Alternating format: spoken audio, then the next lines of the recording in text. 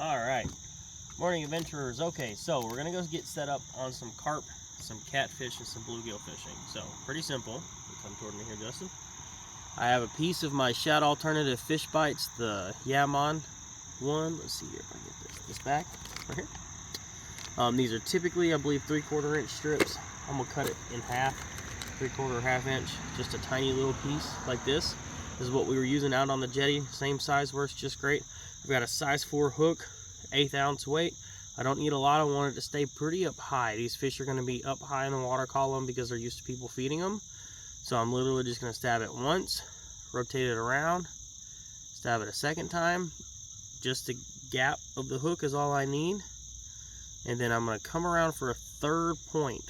Now what this is going to do is kind of give it a little bit of a wiggle action, but it almost also looks like a worm. My hook is still fully exposed. I've got a little bit of a tail off the back, so if a smaller fish wants to grab it a couple times, he's got something to taste before he gets to the hook. So pretty much get them excited. My hook is small enough that a bluegill can get it, yet strong enough that a decent catfish and a large carp aren't going to break the hook. Now just a simple little 6.5, 7 foot rod. This is just a Walmart special. But I've landed many a major carp on it. The reason why I like this one is the eyelets are metal. Now the reason why I went with that is this is kind of like my go-to kayaking rod. It's small, it's a medium rod, it's got some backbone to it so I can still work some fish in, but I'm not going to lose them on a super light rod, or I won't lose them like I would on a super light rod because I can't kind of work them out of their structure.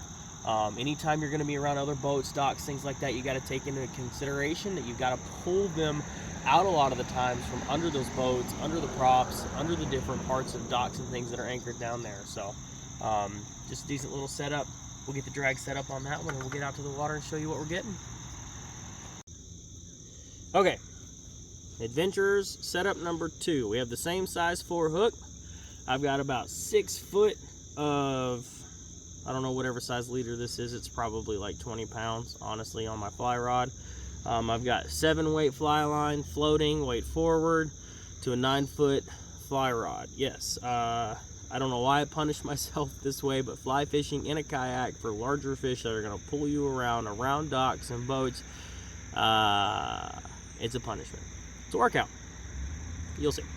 But same thing, I'm just going to stab the bait 3 times. 1, loop it around, 2, slide it up a little bit, 3.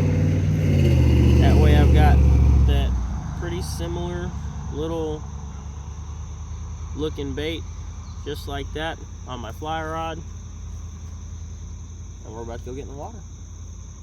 Stay tuned.